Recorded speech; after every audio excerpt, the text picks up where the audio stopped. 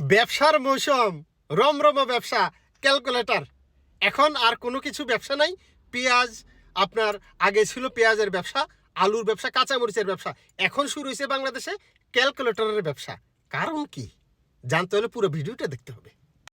হঠাৎ করে বাংলাদেশে ক্যালকুলেটর বিক্রির চাহিদা বেড়ে গেছে, বিক্রি বেড়ে গেছে, এবং যারা পাইকারি এবং খুচরা বিক্রেতা তারা লাভের আশায় অধিক পরিমাণে ক্যালকুলেটর তাদের দোকানে স্টক করছে। নিউজে জানা গেছে।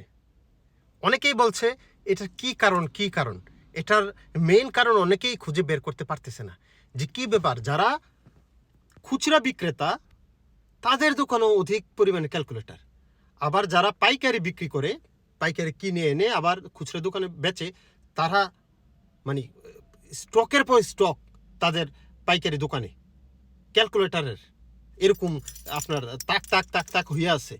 ব্যাপার কি? সব ক্যালকুলেটর।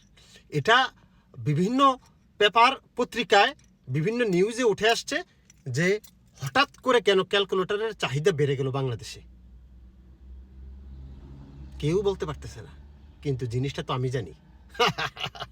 কারণ হচ্ছে আজকে অনেকেরই ধারণা যে বাংলাদেশ আফগানিস্তানের বিরুদ্ধে জিতবে ম্যাচ, আর ম্যাচ জিতে গেলেই ওই সমীকরণ খুঁজবে কিভাবে বাংলাদেশ দ্বিতীয় রাউন্ডে যেতে পারবে।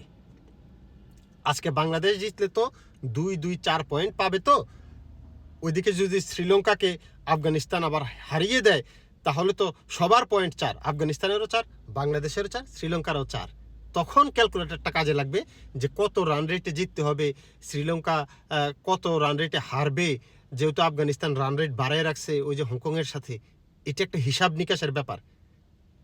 তো অনেক সাপোর্টাররা যখন খেলা দেখে তখন বুট, মুড়ি, চানাচুর অনেক কিছু নিয়ে, কোল্ড ড্রিঙ্কস নিয়ে বসে খেলা দেখার জন্য।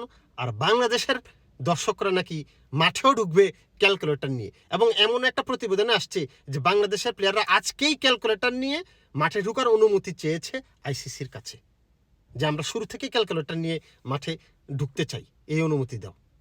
আইসিসি এটা নাকচ করে দিছে যে না, আজকে না, তোমরা যখন শ্রীলঙ্কা আর আফগানিস্তান খেলা হবে তখন নিও, আর তোমরা আগে এই ম্যাচ জিতো।